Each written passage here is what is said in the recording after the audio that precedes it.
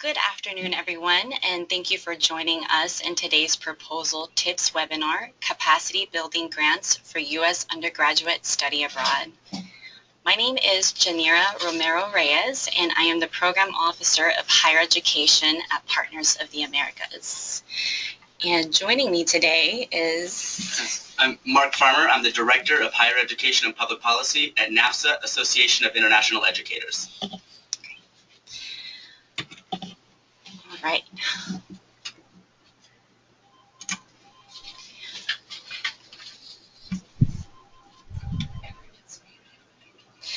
At this point, I'd like to make note that everyone is muted, so if you have any questions, please submit them at the bottom of your page. There should be a box that says questions, and we will be answering them throughout the presentation as well as at the end. Now, before we begin, I want to provide everyone an overview of the presentation. In the first part, we'll be covering objectives of the capacity building grants, and as well as highlighting frequently asked questions that perhaps are pending questions for you. And the second part, we will be evaluating or sharing a review of the evaluation criteria of the proposal, the logistical process of submitting online, and open it up for questions and answers at the end. So entering to what are the objectives of the capacity building grants for U.S. undergraduate study abroad. The purpose or the objective of this grant is to build capacity of U.S. higher education institutions to create or expand access to study abroad to underrepresented students, underrepresented fields of study, and underrepresented destinations. Now, diversity here is in the context of your individual institution. So if there's a particular group of students, say an ethnic group, gender, students with disability, etc. So a group of students at your institution that you feel are missing out on study abroad opportunities, or if there are particular fields of study, such as music or journalism, so forth, that are underrepresented in study abroad, then proposing to establish one will meet the diversity goals of this grant. The same applies for destination countries. Perhaps your country, the country in which the institution you're seeking to partner with is a country that typically receives a high volume of U.S. students. But if this is a first for your institution to send students abroad through this proposed program, then this too will meet the diversity goal. In addition to creating or enhancing a study abroad program, the objective of this grant is to establish and maintain strong international partnerships with institutions and or organizations. So, knowing this, we have a better understanding of who this grant is for. This grant is for accredited U.S. public or private nonprofit higher education institutions, or as we will abbreviate them as HEIs. Any office or department or college within a U.S. HEI. Faculty members for any discipline, so this does not have to be a program led by a study abroad office. A faculty member interested in establishing a study abroad program may apply for this. And HEIs with existing or non-existing study abroad office. So we welcome all these people to apply for the grant. And multiple HEIs may partner in a proposal, but only one HEI must be named the prime applicant. So if you're part of a consortium or a group of higher education institutions and you'd like to apply for this grant, that is acceptable, but only one may be named as a prime applicant. Now entering on what are allowable costs. Some allowable costs could include but are not limited to faculty travel, administrative costs, and programming costs. So just to give some examples of what would be faculty travel, obviously we have international airfare, ground transportation, visas, accommodation, and per diem, which the institution can account for in setting up and implementing the study abroad program. Some administrative costs can include staff salaries and benefits, and communication. So communication would be phone, fax, postage, Skype, or conference calls, especially if this is with the overseas institution. So anything that would be communications for this program for setting up and implementing would be covered. Also printing and photocopying and office supplies, paper, pen, and anything that would be essential for enhancing study abroad office. And for programming costs, there are many examples for programming costs, but some that we listed here are developing program curriculum. So if you are needing assistance in translating or need to bring on board someone to help develop the curriculum, this would account for that. Also necessary equipment for setting up the office, so a computer, obviously that's essential for communication, software, and anything that, again, that you can, that you would need to set up the office and help increase the study abroad program that you're proposing. Next, we have student field trips and cultural excursions. So this is once in the country. This could be entrance fees, ground transportation, group meals. And again, these are only program activities related to once they're in the country and are doing it as a group. This is not for individual transportation and meals for students. And we also, this grant could cover assistive technology tools for students with disabilities. So if there's a group of students that need assistance in mobility or translators, this could cover that cost. And also marketing and promotional materials. So if you're looking to really get the word out on campus of this newly established study abroad program, you can use grants for flyers, brochures, and promo videos just to really enhance this program on campus.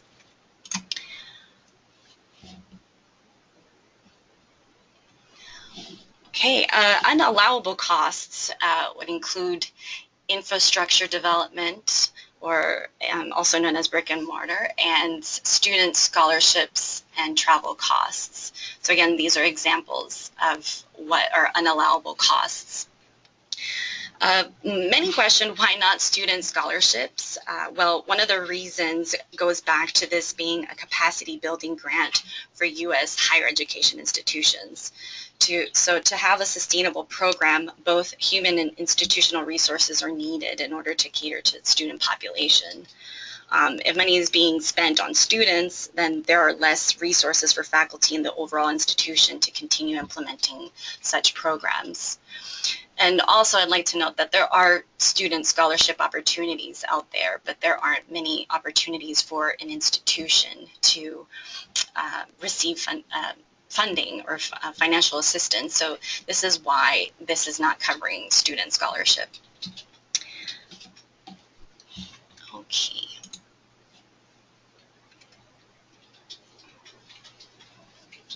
So for those wondering, what is cost share? Cost share, also known as matching funds, are in-kind, cash, or any type of contribution to the proposed program. So this can be coming from your own institution or from a partnering organization or institution that would be going towards this proposed program. It is not required. Okay, so please know it is not required, yet it is encouraged to provide cost share information. Cost share or matching funds are in-kind contributions that cover direct or indirect costs. direct costs here can refer to the cost of implementing the program, and indirect costs typically refer to overhead or cost of administration. For those interested in determining the value of the contribution, whether in kind or cash, you can visit the OMB website and look at the code of federal regulation parts 200 and 600, and this should give more guidance as to what would account for cost share and how to determine the value of that.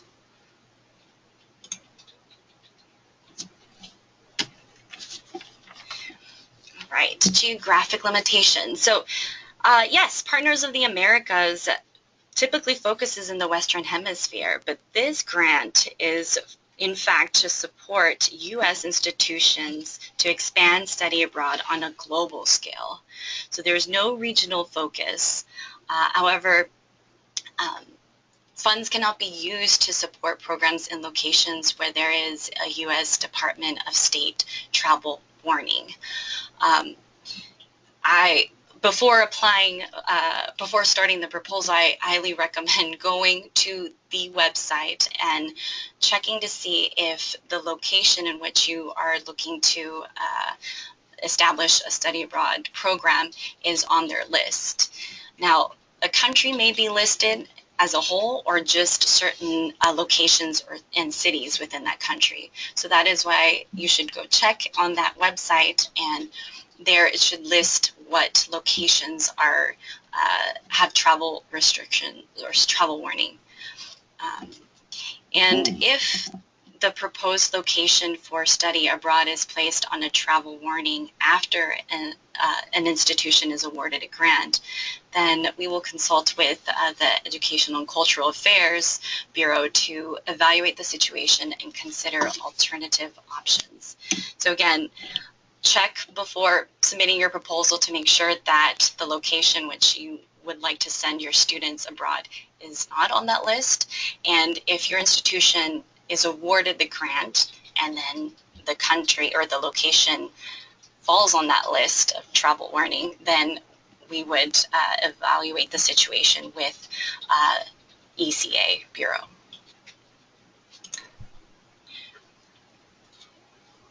All right. So this next part, in completing the proposal, I will have Mark Farmer help me out in guiding everyone through this. But I just want to go ahead and highlight here the proposal components. So in the RFP, you will see that there are 4 components. There's the introduction, which includes the cover page and table of contents. The technical proposal, which includes the executive summary, program description, sustainability plan, M&E, and program timeline. This technical proposal does have a limit of 10 pages, so anything exceeding the 10 pages will not be evaluated by the review committee. So please make sure that you stay within those 10 pages for the technical proposal component. Then we have the cost proposal, which includes a summary chart and a budget narrative. So again, we'll go over that in a few minutes, but this does not have a page limit, so don't worry about that part. And then the appendices would be supporting documents, so in this case, CV and bios of the key personnel or members of the partnering institution, as well as letters of support. And this too has a limit of 10 pages, so anything exceeding the 10 pages will not be reviewed by the review committee. And next, I just want to show everyone the breakdown of the proposal components. As you can see, the program description makes up 40% of your proposal. So make sure that you are being clear and concise when writing this part. The next we have sustainability plan is 15%. The institutional capacity management approach is 15%, M&E is 10%, and cost proposal is 20%. So this is how the review committee will be evaluating based on these percentages. So I'm going to talk a little bit about the review committee and what we're looking for as we're reviewing the proposals, and then what kind of the specific pieces that need to be in each one of those sections. So for the program description, as she said, as Janira said, this is the biggest component of the application that it takes. It's 40% of the evaluation. The things that you need to make sure that you include in this is a statement of need, why this is important to your institution, your objectives and your goals. What are you hoping to get out of this, and how is this going to benefit your institution and your students and the students that are going to be participating in the study abroad experiences that you're going to be putting together. If you're going to have working with a partner institution or a third-party partner, in the proposal, make sure that you have it clear what the roles of each component is, each partner in that, and the responsibilities, and their capacity for the project. Are they able to fulfill their end of whatever the requirements are? This is important, and it's definitely, it's the biggest piece, and so it's really important that it is clear as to what you're proposing and how it's going to work. So you want a description of what the students, faculty, administration will be doing before, during, and after the program. That as readers, we're reading through this program description or executive summary, that we can really understand how the program works, who's doing what, when students are traveling. All of that is a very kind of clear, concise package is really important. As we're evaluating, the questions that we'll be asking as we read this is, does the proposal create additional capacity for institution to increase study abroad? That's the key component of this, is the capacity building at your institution. So is it going to achieve that goal? Does it demonstrate an innovative approach to increasing study abroad and addressing the challenges and barriers at your institution? And this, as Janira said earlier, when we mean innovative, we mean innovative for your institution. And so if this is, and we're looking at institutions that have little to no capacity right now for some of these grants.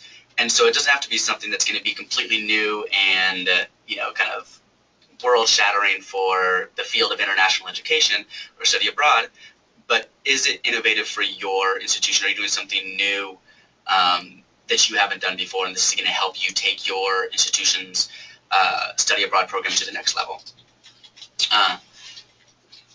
We're looking at, does it address underrepresented students on campus? Does it achieve diversity in the students that are going? Does it achieve diversity in the fields of study that are participating, or in the location that they're traveling? That's one of the key elements of this initiative, is the reaching underserved populations and diversifying study abroad. So make sure that the program description takes that into account and addresses that diversity goal of the program.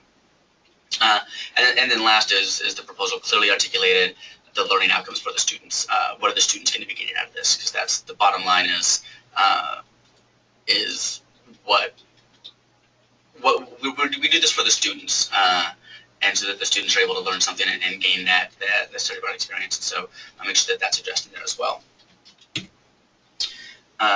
The next piece is the sustainability plan, and this is really kind of the crux of the initiative, and I think what often separates good proposals from great proposals that we might see is, how are you going to take this grant and continue to grow and kind of support study abroad on campus, not just through the grant period, but also after the life of the grant is done. So we want to see that addressed in the sustainability plan component of the application. So you want to describe your follow-on plan and explain how students will have at least one study abroad experience during the period or at least 6 months after. And the more detail and kind of the more clear you can be on this, the better.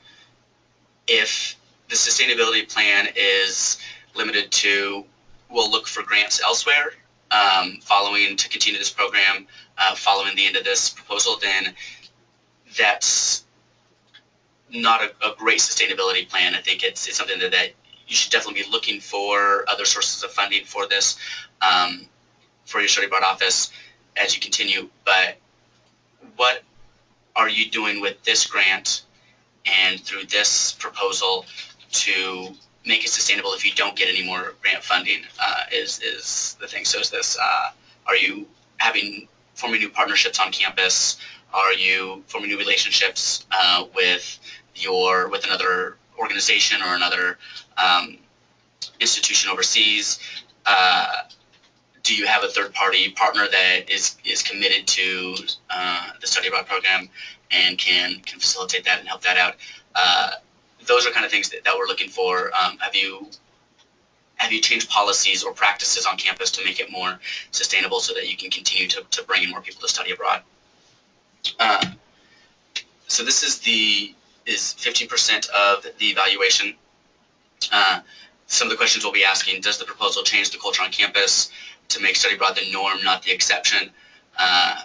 Does the proposal provide a clear path that will increase study abroad opportunities for undergraduate students? And are the proposed capacity building activities and they're likely to be sustained beyond the term of the award? And this is an opportunity for you to, I think, be a little bit creative and innovative on campus for ways that you can look for increased support and show us that there is a commitment to study abroad on campus. That I think is one of the important pieces. So sustainability, what's going to happen in year 2, year 3, year 4 following this, receiving this grant? The next section is the institutional capacity piece. What needs to be included in this is the description of your experience with study abroad programs. And like I said, this is aimed for institutions that may not have a lot of study abroad experience, so don't be discouraged if you don't. So if there is little or no institutional experience, what are you hoping to be able to implement with your program is what we're looking for. So we want to see who's going to be the primary investigator, who's going to be implementing the program, and kind of what the responsibilities are, and if there are other key people on campus or at your partner institutions that are going to be involved in this. We want to see them listed there and what the responsibilities will be. And we want to see a CV or a bio in the appendix included in that. And then also any letters of support, and that can be from within your own institution, it can be from a partner institution, it can be from a third-party provider or a third-party partner that you're partnering with, to include that, so that we know that everybody that the proposal says is involved is as committed as the person who's writing the application. So the letters of support are important for that. And so what we're looking for as we evaluate these proposals is, one, important is, are you going to be able to carry out the proposal? And so that's kind of a base threshold, is saying, this is what we propose, and there's a yes or no, is this beyond the scope of what we think is possible for the institution? So you want to kind of address that, this is how we're going to do it, and this is why we're able to do that. And so there we have, if you have minimal experience, describe your desire to increase that capacity and how you're going to reach those goals. And if you're somebody that already has significant international experience in a significant study abroad program, what are you going to do with this grant to build on your current success and expand those programs beyond what you're already doing?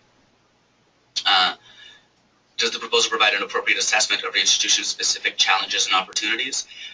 For me, that's a key piece of the institutional capacity section.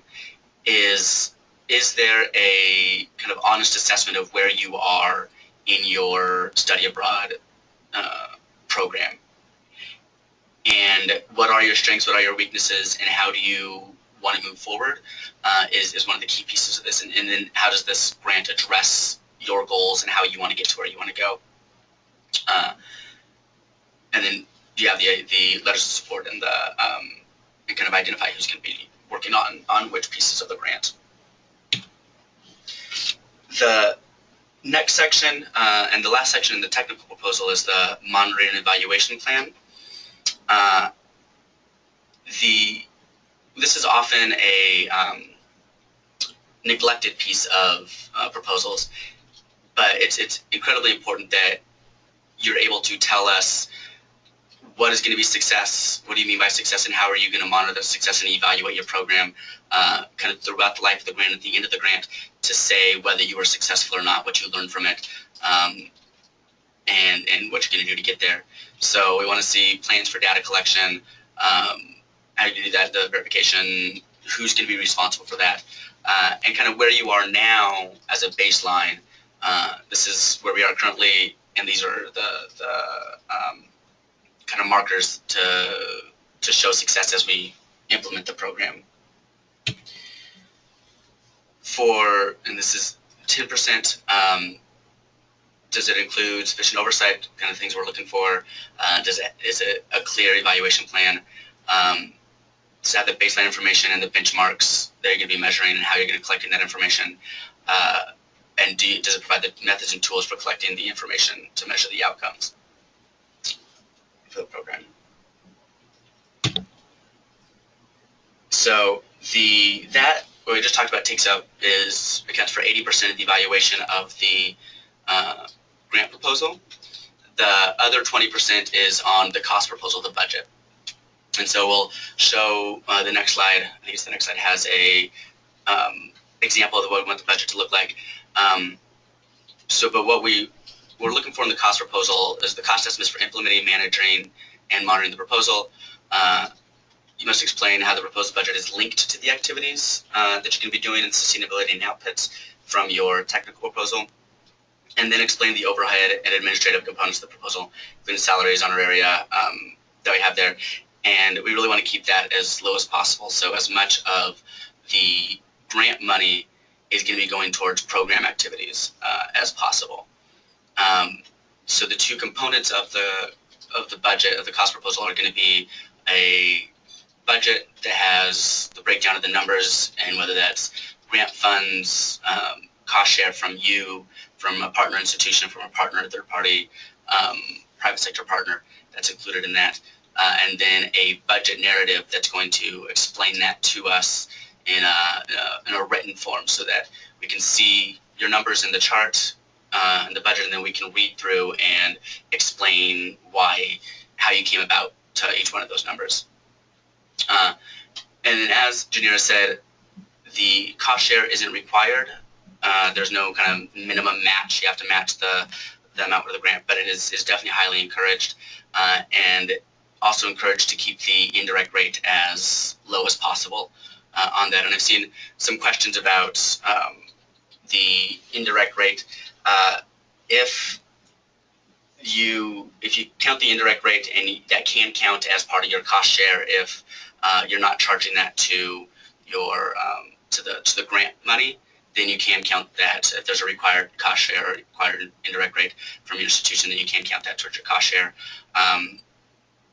So that is allowed. But again, to be competitive and to kind of show your commitment, if you can keep that as low as possible, then that's best. So here's kind of an example of the budget. Very simple. It doesn't need to be too kind of complex. Kind of what are the categories, the requested funds for the budget, the cost share, and then the total that you have there.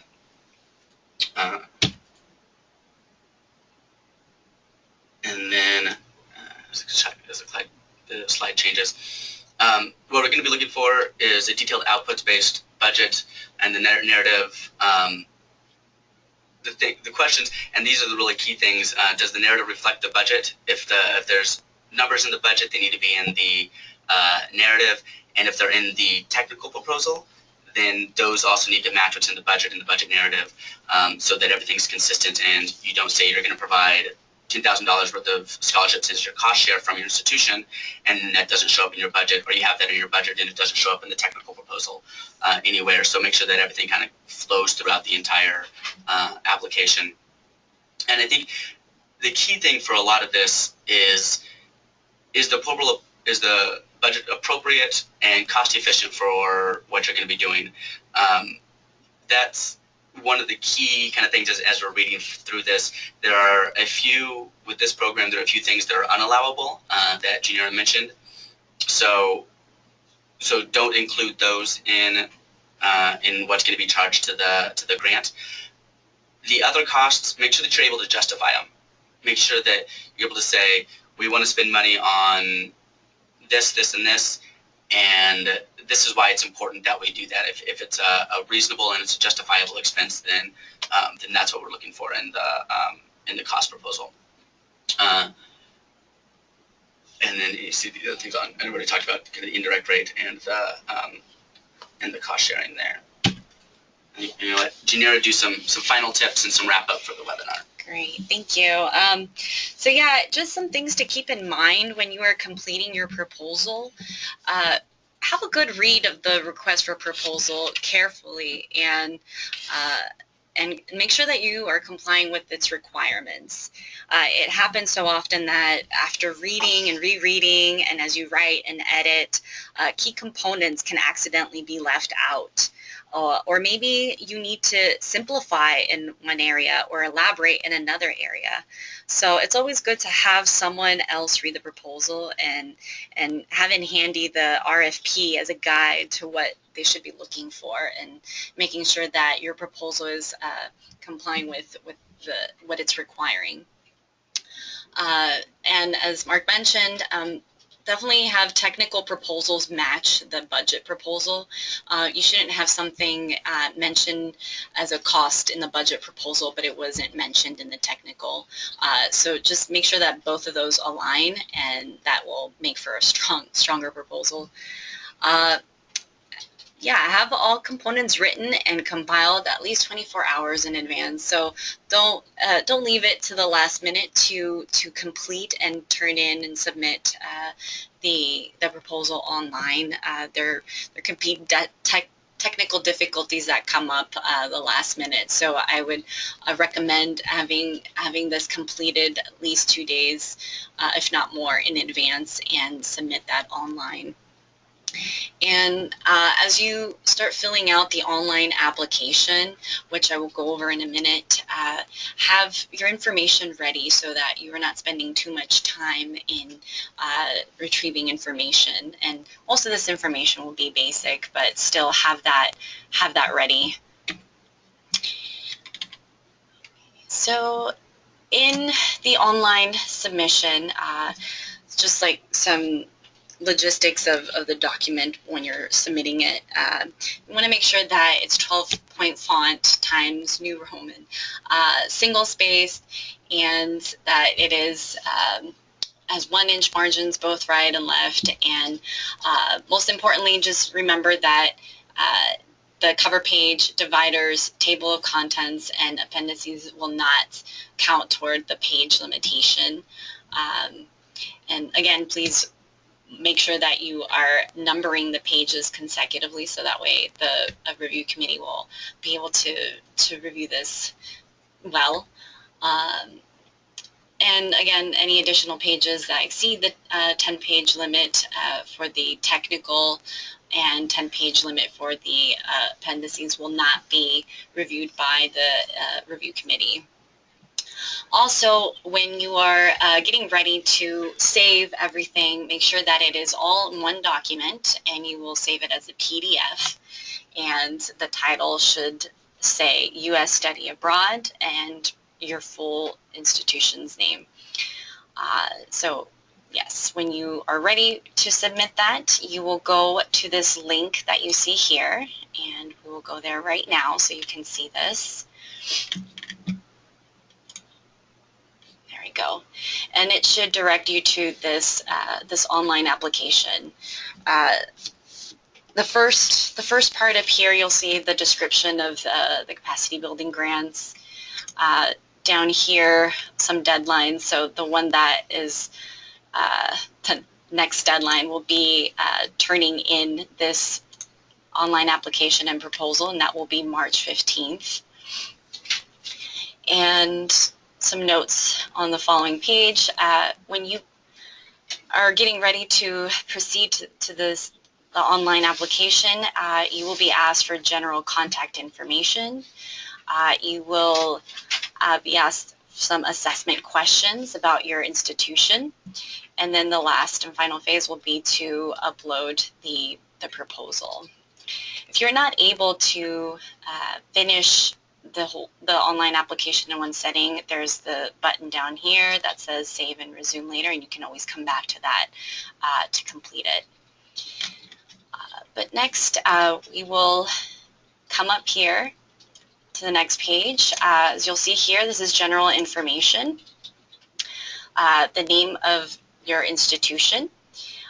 Here it asks for the institution's unique entity identifier. This is not required right now, but should your institution be awarded the grant, you will need to provide this unique entity identifier. But for the purpose of submitting this, you will not need to include that. We ask for your address, the institution's address, the partner institution and country or countries in the case that you are partnering with multiple institutions and or in multiple countries. So you would list those here in this box.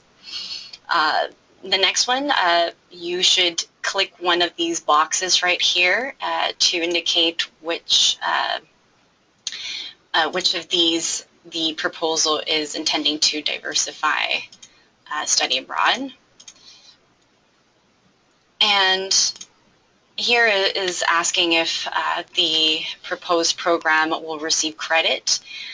It is not required for the proposed program to give credit to its students, but so you may click no if no. But if yes, you will be asked to provide some information if you're able to, on the type of credit. So number of credit hours, and if it goes towards graduation, and anything else that you can provide in this box.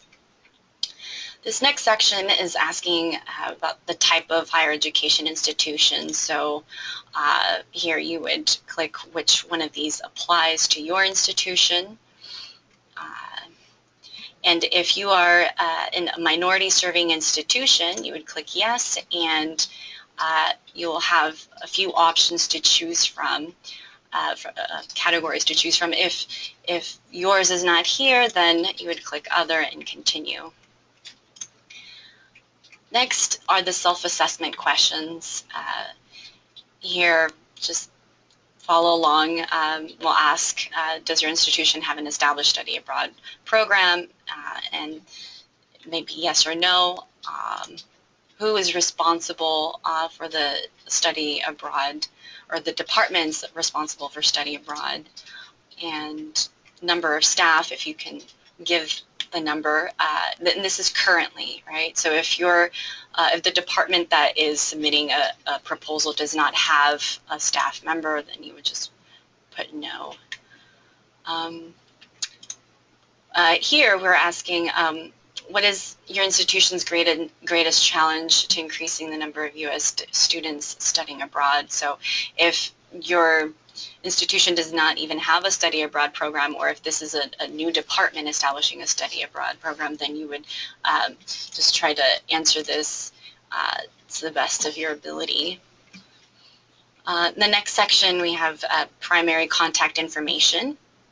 All right, the name, this is the person that will be assigned or designated to overseeing this proposed program and right now during the application process. I highly recommend, here it says, would you like to add a secondary contact? I recommend that you do, in the case that the primary contact person is not available to be reached. So you would provide a second contact person. And the last part is the proposal submission. So as we went over already, the different components of the proposal, the logistics here, correct? Make sure that you are submitting the document as a PDF and with the appropriate title. And when you are ready to submit, you will go here and choose your document and upload that in this box, and then you will be ready to submit your application. Great. So one thing I would like to announce is next week, Wednesday, March 2nd, we'll be conducting a live Twitter chat from 12 to 2 Eastern Time. This will be a chance to ask last-minute questions as you complete your proposal and online application. You can participate in the Twitter chat by using the hashtag #GrowDiversityAbroad. I'll make sure to send this reminder in a follow-up email, again, for anyone that may have some last-minute questions as they complete their proposal. And in conclusion to this webinar, I just want to highlight again that the objective of this grant is to build capacity of the U.S. higher education institution to create or expand access to study abroad to underrepresented students, underrepresented fields of study, and underrepresented destinations. So when you are writing your proposal, please make sure that it is including or targeting one of these goals. Allowable costs include, but are not limited to, faculty travel, administrative, and programming costs. And the proposal will be evaluated by technical, which makes up 80%, and cost component, which is 20%. And again, the important deadline to keep in mind is March 15th. You should be submitting your online application and attaching the proposal as a PDF form, and have that by 5 p.m. Eastern Time. At this time, we'll be taking questions until the duration of this webinar. So if you would like to submit a question regarding the RFP or the online application process, right now is the time to do that. And if we are not able to answer your question during this time period, please resend the question to the Study Abroad @partners.net account, and we will email you as soon as possible. And again, right now, we are accepting your questions. They will be typed, and we will respond to them until the duration of this webinar. And if you need any additional resources, you can visit any of these links right here. And also email me at studyabroad@partners.net. Thank you all for participating in this webinar, and I look forward to hearing from you.